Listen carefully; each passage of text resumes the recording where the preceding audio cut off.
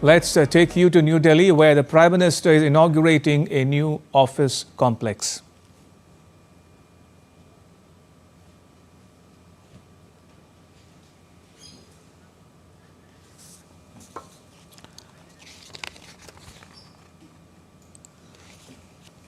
All right, if you're just joining us, we are getting to you the latest visuals from Kartavya Bhavan in the national capital, where Prime Minister Modi is unveiling the name of the new building complex called Seva Teerth.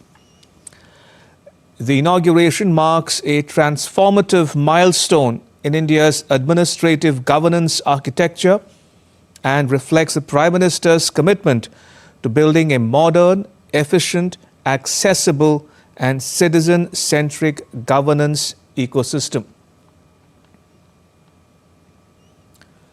For decades, several key government offices and ministries function from fragmented and aging infrastructure spread across multiple locations in the central Vista area. This dispersion led to operational inefficiencies, coordination challenges, escalating maintenance costs, and suboptimal working environments. But the new building complexes address these issues by consolidating administrative functions within modern, future-ready facilities. The Seva Teerth houses the Prime Minister's office, the National Security Council Secretariat, the Cabinet Secretariat, all of which were previously located across different locations.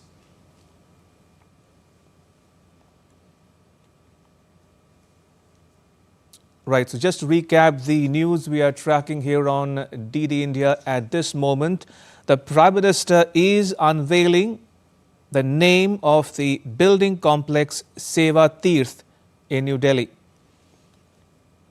It marks a transformative milestone in India's administrative governance architecture and reflects the Prime Minister's commitment towards building a modern, efficient, accessible and citizen-centric governance ecosystem.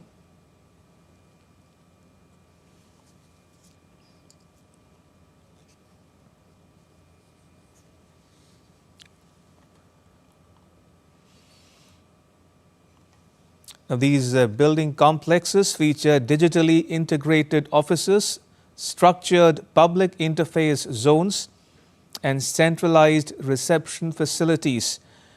Now, these features will foster collaboration, efficiency, seamless governance, improved citizen engagement, and enhanced employee well-being. Designed in accordance with the 4-star Griha standards, the complexes incorporate renewable energy systems, water conservation measures, waste management solutions, and high-performance building envelopes. They significantly reduce environmental impact while enhancing operational efficiency. The complex also includes comprehensive safety and security frameworks such as smart access control systems, surveillance networks, and advanced emergency response infrastructure, ensuring a secure and accessible environment for officials and visitors alike.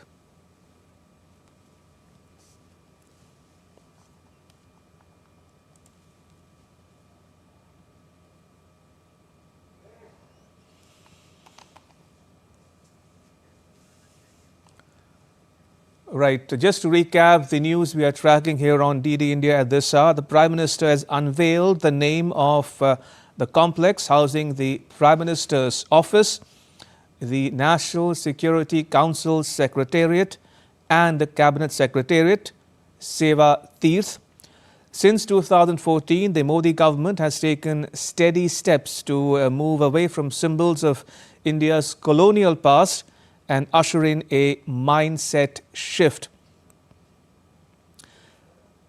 Some of the major changes include South Block will henceforth be called Seva Teerth. The Central Secretariat will be known as Kartavya Bhavan. Rajpath is already known as the Kartavya Path. The Race Course Road is known as Lok Kalyan Marg, and the Raj Bhavans and Raj Nivases are now known as Lok Bhavan and Lok Nivas. So if you're just joining us, the Prime Minister has just finished unveiling the name of the building complex Seva Teerth in New Delhi. It marks a transformative milestone in India's administrative governance architecture and reflects the Prime Minister's commitment himself to building a modern, efficient, accessible and citizen-centric governance ecosystem.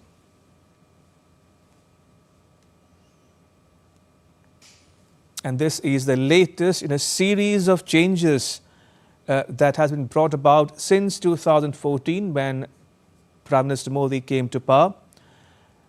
In the interim, we've seen the South Block being renamed as Seva Teerth.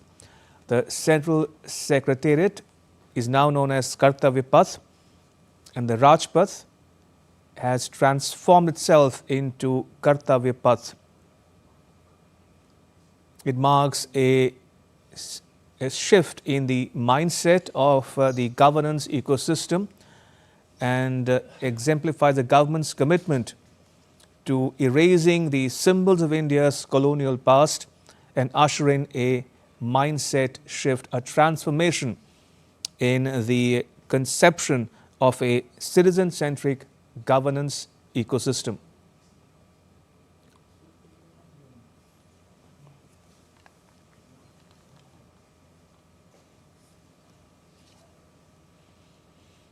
In addition to this, the Kartavya Bhavan 1 and 2 are accommodating several key ministries, including the Ministry of Finance, Ministry of Defence, Health and Family Welfare, Corporate Affairs, Education, Culture, Law and Justice, Information and Broadcasting, Agriculture and Farmers Welfare, Chemicals and Fertilizers, and Tribal Affairs.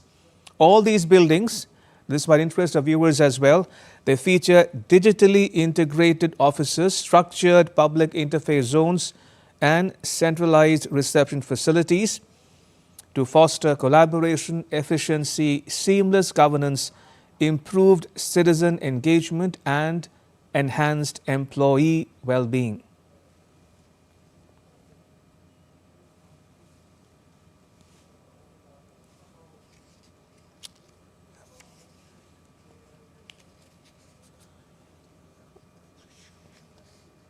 All right, just to recap the news we are tracking here on DD India News Hour, the Prime Minister is unveiling the name of complex housing the Prime Minister's office, the National Security Council Secretariat and the Cabinet Secretariat called Seva Teerth in New Delhi.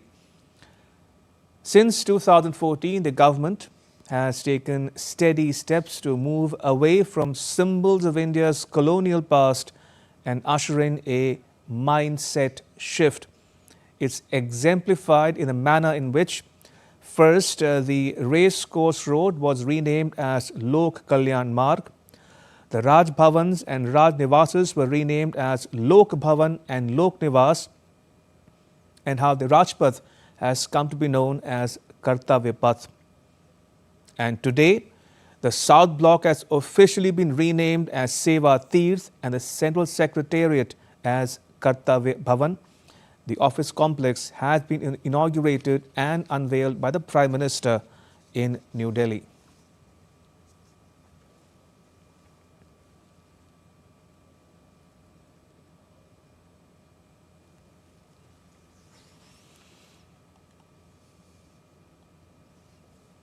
And one of the key motivations for this mindset shift, as it were, is that earlier several government offices and ministries functioned from fragmented and aging infrastructure that was spread across multiple locations in the central Vista area.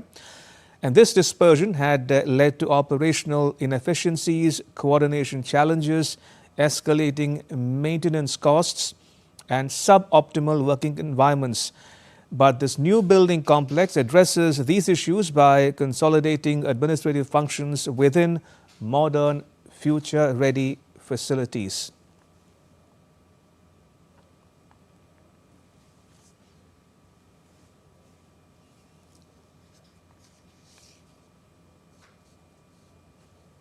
And this new building complex houses the Prime Minister's office, the National Security Council Secretariat, and the Cabinet Secretariat.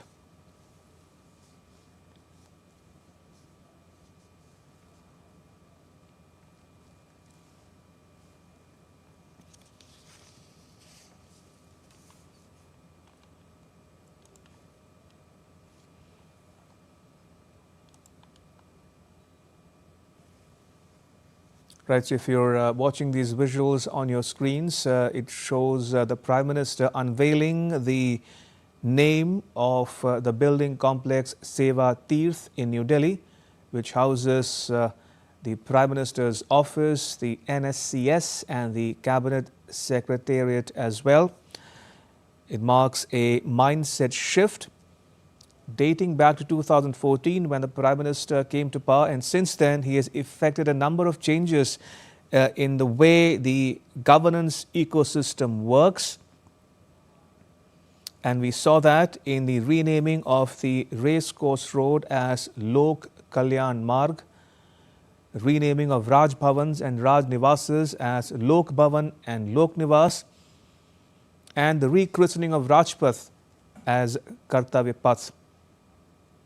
And in the latest such move, the South Block has now come to be known as Seva Teerth and the Central Secretariat as Kartavya Bhavan.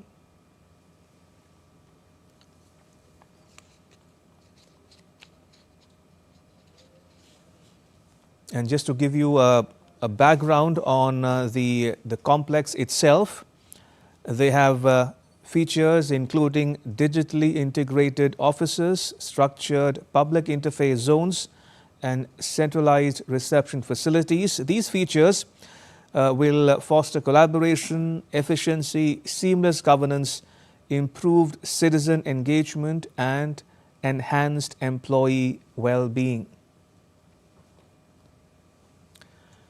Designed in accordance with the 4-star Griha standards, the complex incorporates renewable energy systems, water conservation measures, waste management solutions, and high-performance building envelopes. These measures significantly reduce environmental impact while enhancing operational efficiency. They also include comprehensive safety and security frameworks such as smart access control systems, surveillance networks, and advanced emergency response infrastructure, all geared towards ensuring a secure and accessible environment for officials and visitors alike.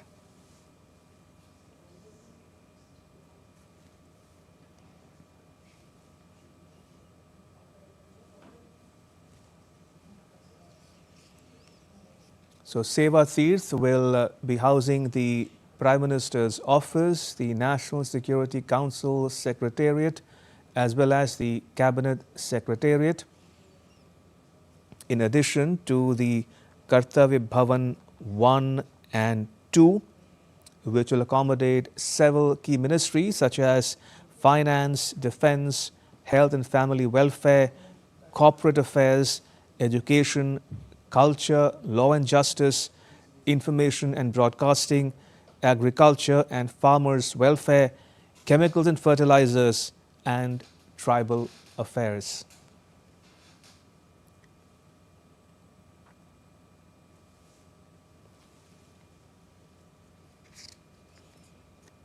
For the benefit of viewers joining us from India and around the world, these are the latest visuals we're getting from New Delhi of the Prime Minister unveiling the new office complex called Seva Teerth in New Delhi. It exemplifies a mindset shift going back to 2014 when the Prime Minister was elected to power. And since then, we've seen the government enact a number of changes, including renaming Racecourse Road as Lok Kalyan Marg, Rajpath as Kartavya Path. And now, as we see in these visuals, the official christening of South Block as Seva Teerth and the Central Secretariat as Kartavya Bhavan.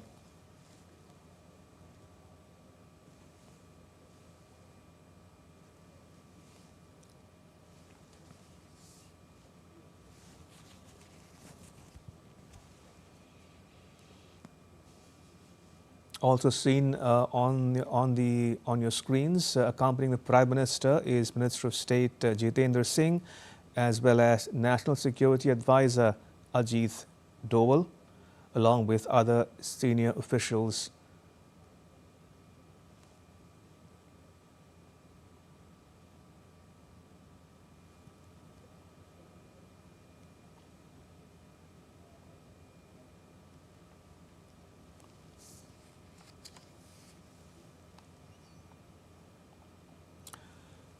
Right, so as we stay on these visuals, let me recap the news for the benefit of viewers tuning in right now.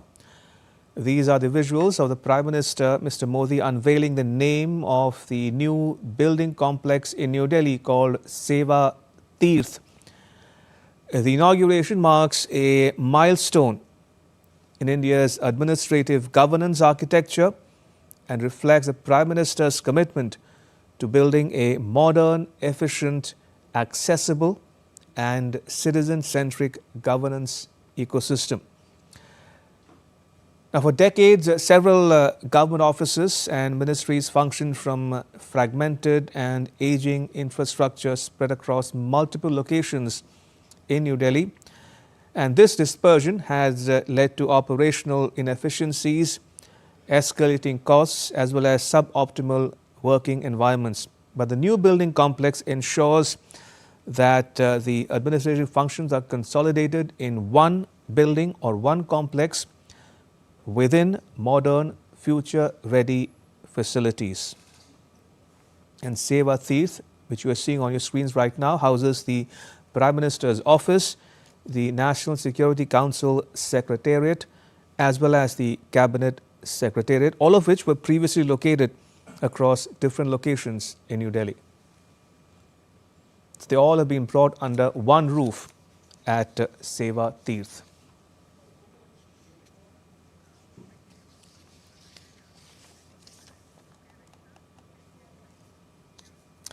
And so we're watching the latest visuals coming to you from New Delhi of the Prime Minister unveiling the name of the new building complex in New Delhi called Seva Teerth. It houses the Prime Minister's office, the National Security Council Secretariat and the Cabinet Secretariat as well, all under one roof going forward.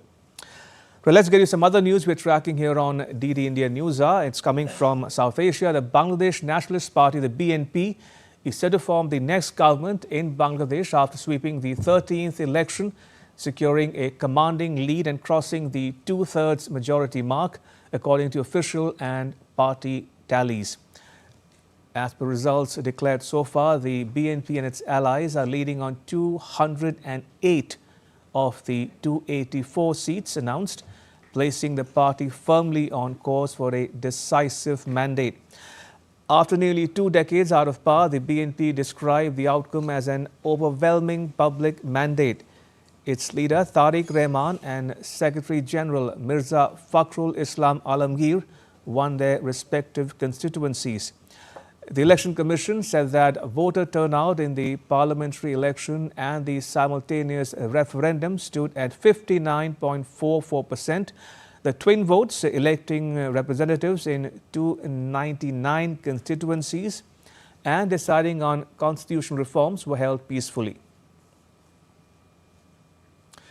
Now, analysts say that the results reflect strong public support for pluralistic and moderate governance. Women voters in particular, who made up more than half of the electorate, turned out in large numbers, responding positively to the BNP's messaging on women's empowerment and global aspirations. Furthermore, the BNP also projected a youthful and modern outlook during the election campaign, with Tariq Rahman and his team emphasizing on forward-looking policies and law and order reforms. In contrast to rivals accused of stoking fears of unrest, the BNP highlighted stability and tolerance as its central themes.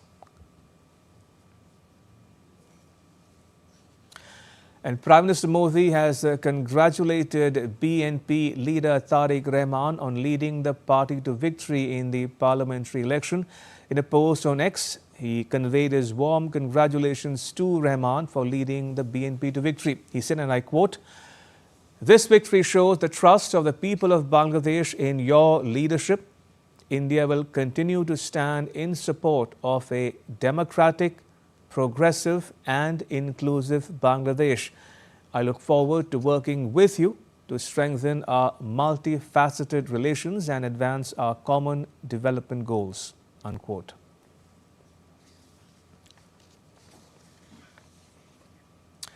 Right, joining us on the phone line from Dhaka is my colleague Naval Sangh Parmar. Naval Sangh, what's the latest tally? Yes, according to the leading dailies in Bangladesh, BNP and its ally won 213 seats out of 296 as of now declared, as the Election Commission has withheld the result for the three constituency as the court cases are pending. So almost, according to the local medias, almost voting has been complete, counting has been completed, and the result have also been declared.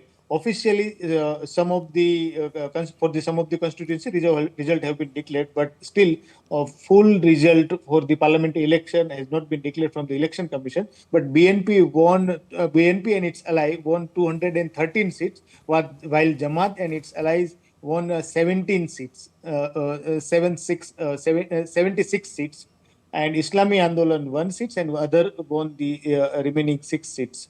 So BNP here and its ally won 213 seats. It is a very thumping victory for the Bangladesh Nationalist Party, and there is a jubilant atmosphere around BNP party office. And in fact, in many parts of the Bangladesh where the BNP is in a good hold, like Bagura, Sylhet areas, and some parts of Bangladesh where BNP have its stronghold. So this is a very good result for the BNP, the party which was out of power for more than 2 decades. Indeed, just to put it into context for our viewers, as Naval Singh is reporting there, the BNP and its allies have won 213 of the seats counted so far. Now, remember, viewers, any party had required only 151 for a simple majority. But in this case, the BNP winning 213 and counting, giving it a handsome, brute two-thirds majority in the parliament. Naval Sangh, while you're still with us, how have political parties reacted to these results? Also, what does a 60% turnout indicate to you? It is a very good number considering the previous election in Bangladesh. And in fact, the atmosphere, yesterday it was a fearful day when the voting started earlier. There was a fear among the voters, and in initial hours, there was a low turnout. But as the day proceed, the atmosphere and the security arrangement, particularly the army and the law enforcement agency, played a role. So gradually, people voter turnout increased, and it reached to around 60%, and it is a good turnout in Bangladesh. There are two coalition here in Bangladesh. One is BNP-led coalition, mainly it's BNP, and in Jamaat there are 11 parties. There are other, like NCP, also part of a Jamaat-led alliance. So one is now victorious, and another one is at receiving end. So there is a BNP side, there is a jubilant atmosphere, and the main loser here is the NCP, as they were claiming to reform Bangladesh, and they were the Gen Z kind of things they were spreading. But as according to the result still now announced, NCP won 2 to 3 seats Right. in prominent, particularly it's a prominent leader like Nahid Islam and Hasnat Abdullah. Otherwise, all the candidates failed to secure the win in the constituency, their constituency. So, NCP, National Citizen Party, could not perform well in this election, and people again trusted on a major political party like BNP, who is having a experience of running the country. Earlier, it was in power from 1991 to 1996, and again in 2001 to 2006, while Right. the India government was there in India, and Atal Bihari Indeed. Vajpayee was the prime minister. So Begum Khalida Zia and Prime Minister Atal Bihari Vajpayee Right. were a good repo. So, Right. Nawal Singh, do stay with us. Let me go across to our guest joining us on the broadcast, on Professor Sanjay Bharadwaj from the School of International Studies at JNU, New Delhi. Professor, welcome to DD India News Hub. As my colleague Nawal Singh was reporting there from Dhaka, the BNP alliance is leading or has won 213 seats counted so far. The Jamaat-e-Islami alliance coming at 76. Your thoughts, are the results on expected lines? Are you at all surprised that the BNP is winning, or the Jamaat-e-Islami and the National Citizen Party are trailing?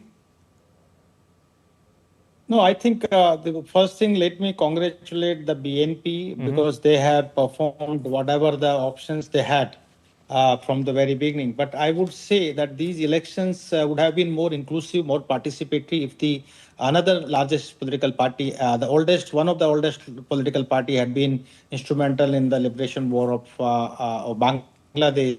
Awami League would have been participated that the election and the results would have been more inclusive. But definitely that whatever that it has been it costed, I don't know the number. It was earlier around 47.9% to now I think it has come that there are 60% people have voted in Bangladesh, and the BNP has become got around 2/3 of majority. It reminds me that. In 2001 election also, that same number of seats were almost same number of seats were won by the BNP alliance. But that was more participatory, more inclusive election in 2001. But certainly, I would also put that this the elections was in between the political parties who had been allied in 2001 election and 2008 elections. The Jamaat-e-Islam was partner with the BNP while they formed the government in 2001, and then again they contested in 2008 elections with the alliance of BNP. Now the contest was in between these two political parties. One was one is the BNP, is known as a soft Islam. They are also doing the politics of Islam, particularly the founder of the BNP, Ziaur Rahman, talk about the Islam or Islamization of Bangladesh. But definitely they kept a soft form of the Islam, where the Jamaat-e-Islam is talking about the radical form of the government. But still, since the Bangladeshi people, they have come in support of BNP and given a good mandate to BNP. Let him come into power and let him bring the political stability in Bangladesh. That would be in good health for Bangladesh and for the South Asian peace and stability. Right. So one should welcome him. Okay. And let him give an opportunity to rule the country. Now, Professor Bharadwaj, help our viewers understand something else here.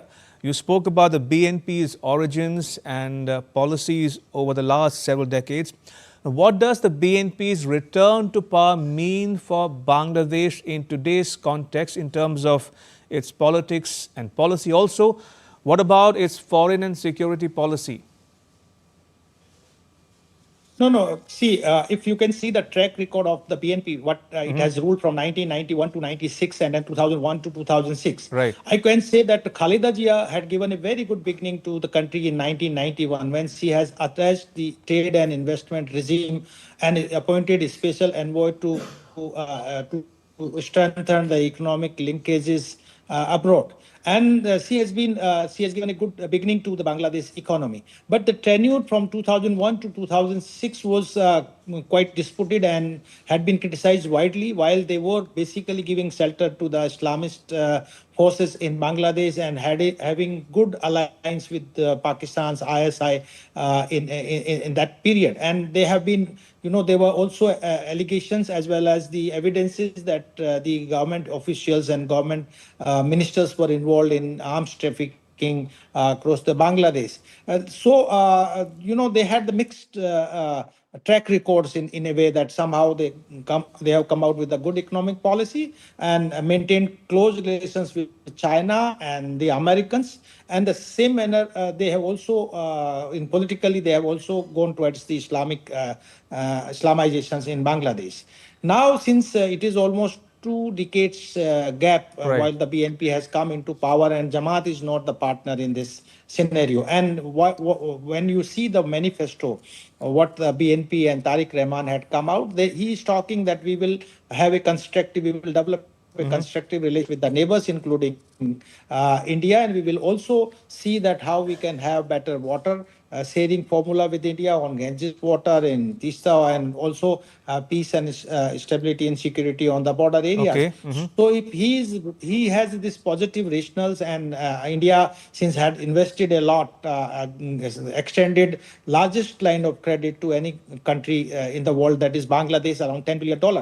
For the infrastructure development and all these things. So we are looking forward, let Bangladesh further join India's developmental partnership and also become part of India's Act East policy to connect with India's Northeast and Southeast Asian countries. And if he will maintain this space, that where Bangladesh has been performing very well in last decade and more about the Human Development Index, per capita income and GDP growth. I think that, and they were also supposed to graduate from the LDC to the developing countries. This journey will further strengthen, and I think Bangladesh will again perform well on economic front. And that what the bad times, the 18 months where the caretaker government hijacked by the Jamaat-e-Islam. Also, Professor, let's talk about the man of the hour, if you will, Tariq Rahman. For the benefit of viewers joining us from around the world, what do we know about Tariq Rahman? Would you say he is a political greenhorn, a political novice, or a dynast? Tariq, Tariq had been running the government from 2001 to 2006 from the Bhavan, and Bhavan was not very popular among the Bangladeshis, liberal, democratic, secular peoples. That because they were attacks on the minority communities, they were attack on the opposition political parties, and this has become a safe haven for the radical like Bangla Bhai, Huzi B, Ansar, all Ansarul Bangla, and all these have become very active during the Tariq Rahman's period. But I think he had got the lesson that the Bangladeshi people will never accept these kinds of gestures, because Bangladesh have sacrificed a lot in 1971 to get a inclusive, secular, democratic Bangladesh, which is based on the Bengali spirit. So I think now he has been given again a chance in 2026. He should understand the Bangladesh mindset, psyche, and should promote the democratic, inclusive forces in Bangladesh, and also given a space to the major another political party, that the Awami League, to participate in the elections in future. So that would give more legitimacy and more stability to Bangladesh. And I think this would not allow the extra regional powers to do politics in Bangladesh. Fair enough. And in conclusion, Professor, if you could also talk to us a bit about the referendum vote. What would a yes vote mean for Bangladesh's polity going forward?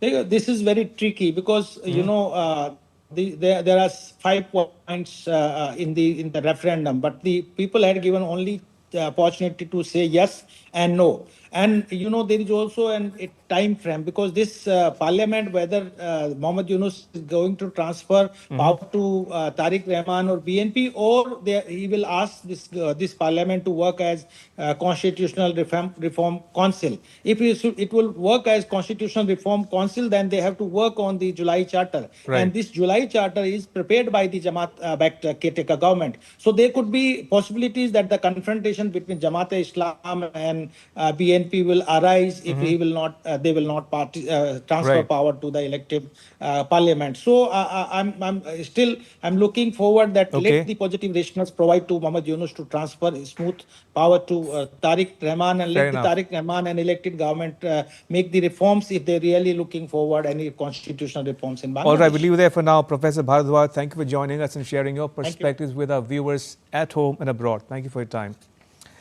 Right, time for a very short break. Keep watching DD India News Hour. Don't go anywhere.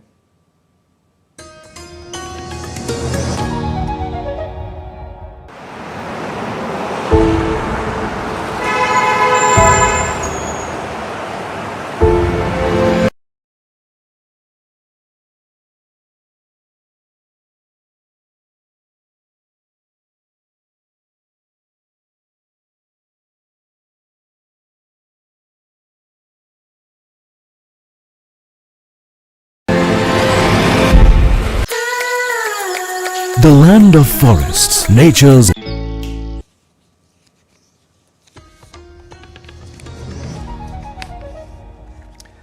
Welcome back. You're watching DD India News Hour. I'm Ramesh Ramachandran. A quick look at the headlines. Prime Minister Modi inaugurates new office complex named Seva Teerth in New Delhi. It houses the Prime Minister's office, the Cabinet Secretariat, and the National Security Council Secretariat as well. Prime Minister Modi congratulates Tariq Rahman on leading the BNP to victory in Bangladesh election, extends support for a democratic, progressive and inclusive Bangladesh.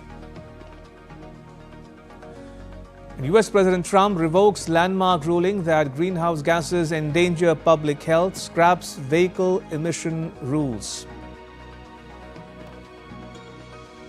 And in sport, India spinner Varun Chakravarti says batter Abhishek Sharma, who suffered a stomach ailment, looks good to play marquee T20 clash against Pakistan on Sunday.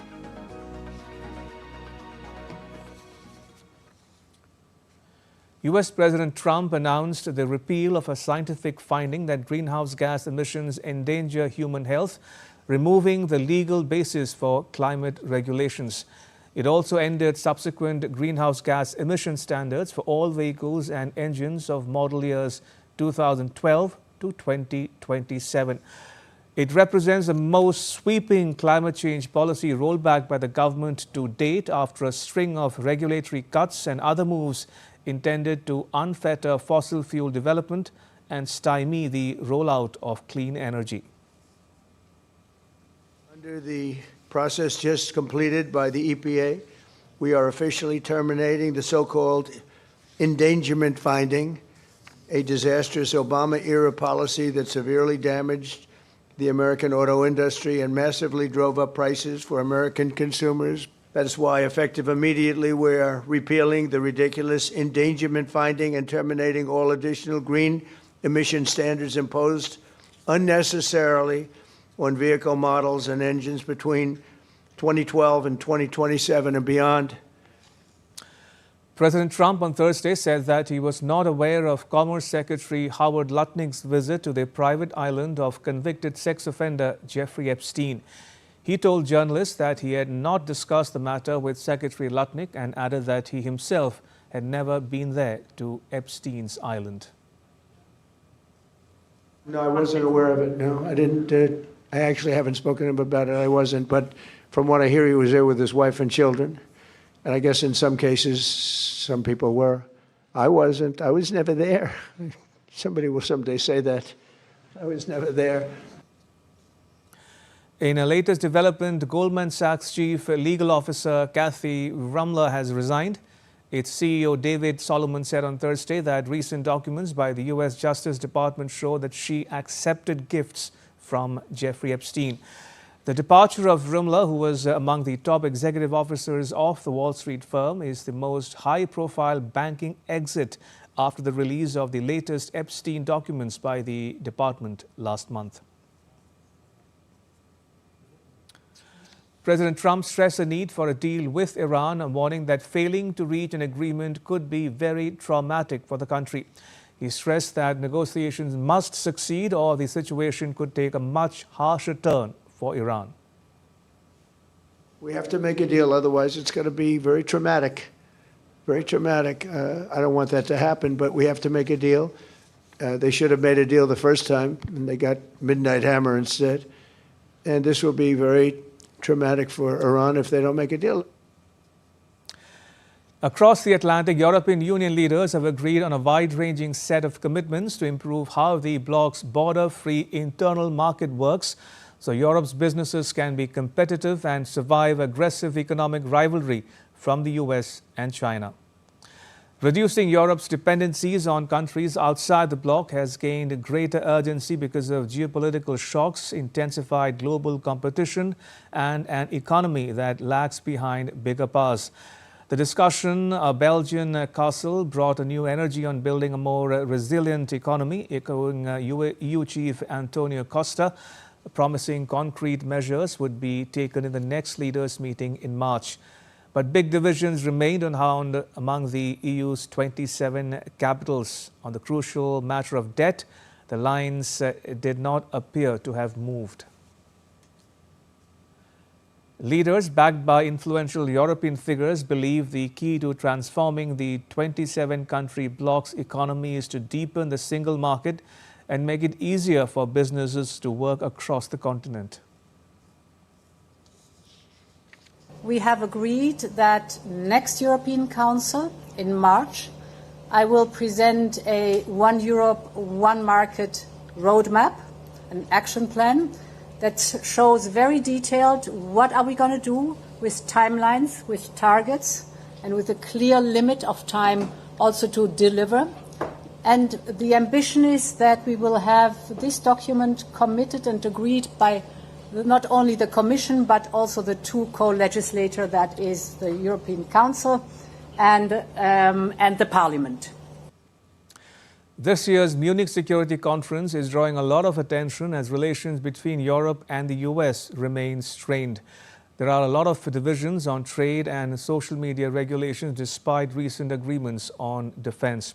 The conference will open Friday with remarks by Germany's Chancellor Friedrich Merz and conclude on Sunday. Up to 5,000 police officers will be deployed during the conference. There will also be international support from Austria, Switzerland, France and the Netherlands.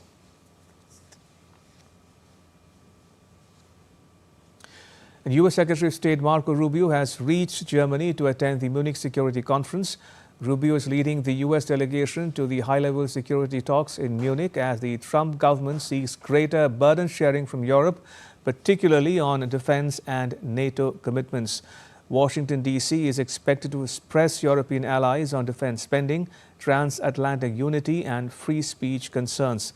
Discussions are also expected to cover the war in Ukraine, ties with Russia and concerns over Europe's tech regulations and free speech policies.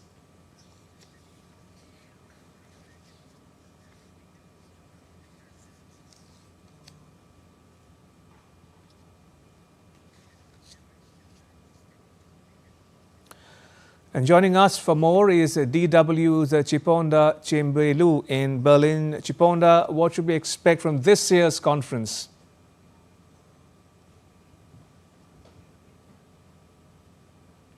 Thanks for having me. Well, since U.S. Vice President J.D. Vance's speech at last year's Munich Security Conference, where he scolded European leaders for not doing enough for their own security, it has been clear that Europe needs to be doing more for its defense and security. And the last 12 months have shown that, with the ceasefire negotiations between Russia and Ukraine, in which the US has left out the European Union, and, of course, the tensions over Greenland. At this year's Munich Security Conference, the highest-ranking US official will be Secretary of State Marco Rubio. Now, relations between the United States and the European Union have deteriorated over the last 12 months. And it is highly unlikely that we can expect to see any major improvements at the Security Conference. And while European leaders have not said as much officially, being more self-reliant in their security means that they need to be less dependent on the US for arms and weapons supply. When it comes to defense, just how dependent is the EU on the US? Very dependent. The EU, through NATO, still relies on the United States for the so-called nuclear umbrella as a nuclear deterrent. And just under half, so 46% of the weapons imported into Europe from the year 2000 to 2024 came from the United States. Now, that's according to data from the Stockholm International Peace Research Institute.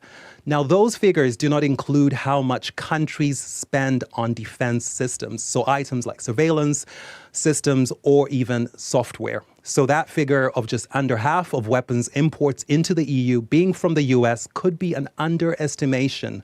It doesn't really capture the extent of the interdependence of Europe's defense on the United States. The US is the world's biggest exporter of arms. For more than 2 decades, it has accounted for more than a third of global arms supply. And Germany and France combined only account for around a sixth. And they are the only 2 EU countries in the top 5 suppliers in the world. So untangling Europe's dependence on the United States as an arms supplier will take years. All right, Chiponda, we leave it there. Chiponda, thank you. Chiponda Chimbelu reporting there from Berlin. 2 Mexican flagged ships carrying humanitarian aid entered Havana harbor as Cuba's longtime ally made good on a promise to assist the island nation after Washington, D.C. threatened to impose tariffs on countries that supply oil to the island. The U.S. claimed that Cuba poses an extraordinary threat to the country's national security, an assertion that Havana denies. Mexico announced the delivery of aid after suspending shipments of crude oil and other refined products to the island weeks ago.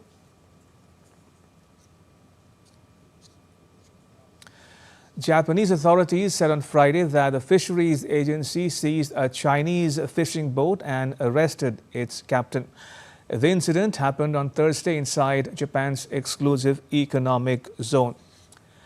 Let's take you to New Delhi for the latest inside shots of the newly unveiled building complex called Seva Teerth in New Delhi that houses the Prime Minister's office.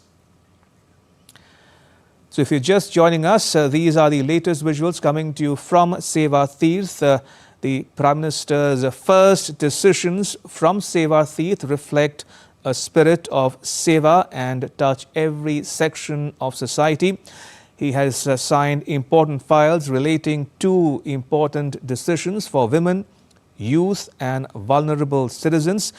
Now, these significant new initiatives include the PM Rahat scheme, life-saving protection for every citizen, the doubling of the target of Lakhpati Didis to 6 crore, agriculture infrastructure fund doubled to 2 lakh crore rupees, and the Startup India Fund of Funds 2.0 with a corpus of 10,000 crore rupees.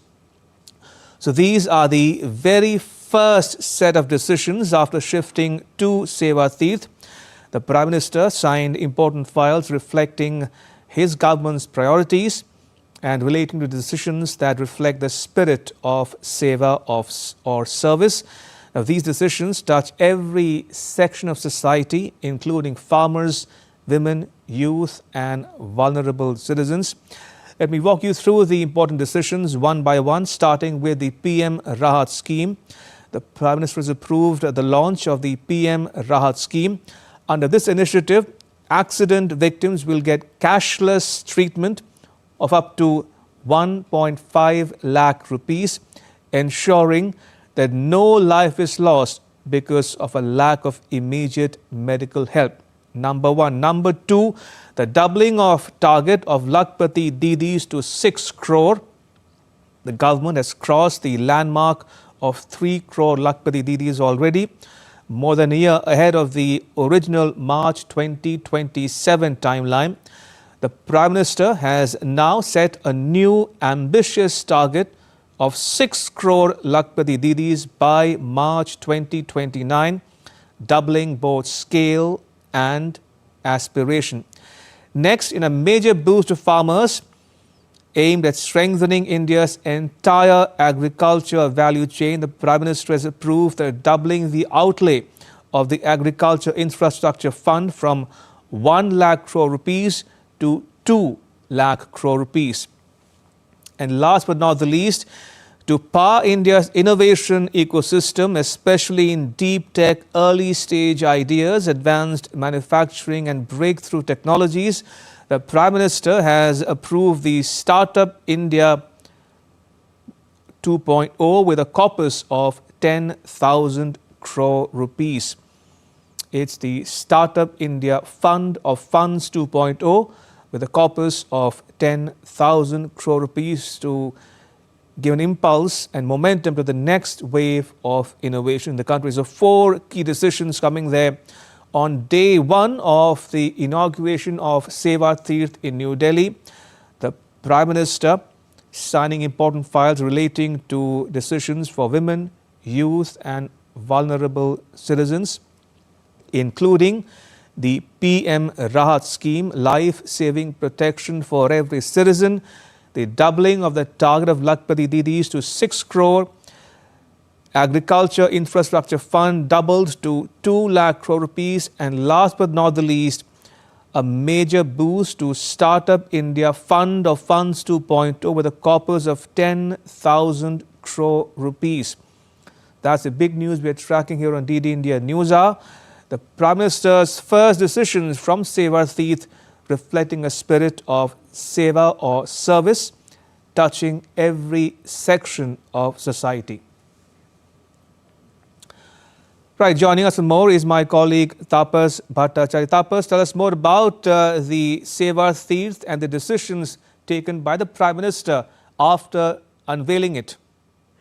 Right. So you see the kind of the decisions that the government has been taking. It reflects the spirit of seva, which means the giving to the common man. Seva is a literal term. It's about helping every section of the society and touching every section of the society, and that's one of the reasons. And from the first significant decision that was taken by Prime Minister is what about doubling the target of Lakpati Didis to 6 crore. The government has earmarked at a particular target. In fact, they have crossed the landmark of 3 crore Lakpati Didis, and more than a year ahead of the original 2027 timeline. And now they have set a new target, an ambitious target of having a 6 crore Lakpati Didis. Now, Lakpati Didis is a project that we've been talking about. The initiative is aimed to support, a member of or generating an annual income of approximately at least 1 lakh per household. Which, if I have to translate it, it will be interpreted as a monthly income of 10,000 or more over a sustained period. So that's the target. And rural women who are members of self-help groups under the Deen Dayal Antyodaya Yojana, that's the National Rural Livelihood Mission, they're being targeted in this particular situation. So a skill set have been provided. They've been given entrepreneurial assistance, financial assistance to achieve the objective. And the objective is to empower the women, enhance their social and economic status. So these are, this is one of the major highlights of this particular decision that have been taken. Also, the PM Rahat scheme that has been launched. That's in fact it's a life-saving protection for every citizen. It has been approved, and the PM Rahat scheme was launched. Under this initiative, an accident victim will get a cashless treatment of 1.5 lakh, ensuring that if there is an accident that happens, the burden doesn't go to the person, or for that matter, it's somebody who doesn't have money, and because of financial problem, they don't suffer. So that's another point that Prime Minister has been talking about, and this particular scheme is expected to be another major game changer for the country. As I said, there's a major push towards agriculture also. Ramesh, Agriculture Infrastructure Fund, which was there, it has been doubled to almost 2 lakh crore now. Now, when we talk about agricultural fund, what does it mean? It means creating an infrastructure from end to end, from a farmer from his producing to all the way to creating a cold chain to a place where he can sell it at a better rate. And earlier it used to be 1 lakh crore. Now it has been doubled to almost 2 lakh crore. So a major boost for the agricultural sector. That's something that we've been talking about.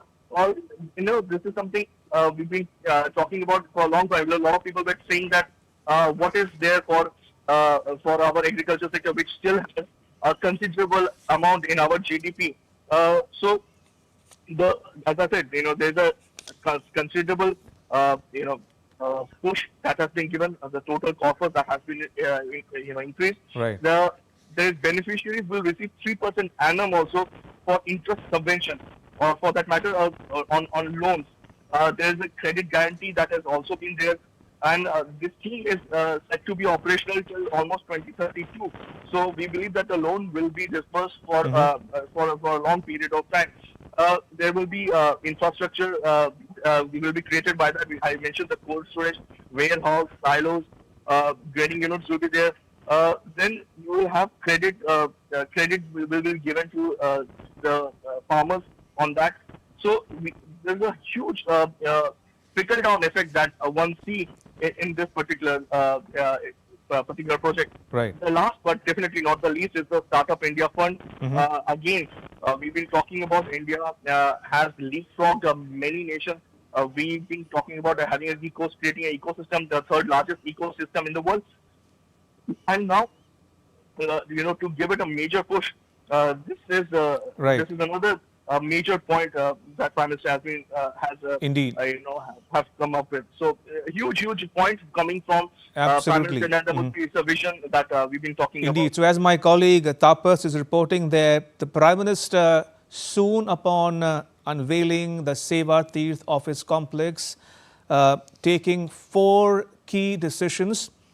1, launching the PM Rahat scheme, whereby accident victims will get cashless treatment of up to 1.5 lakh rupees, ensuring that no life is lost because of lack of immediate medical help. Number 1. Number 2 is the doubling of the target of Lakpati Didis from 3 crores to 6 crores by March 2029.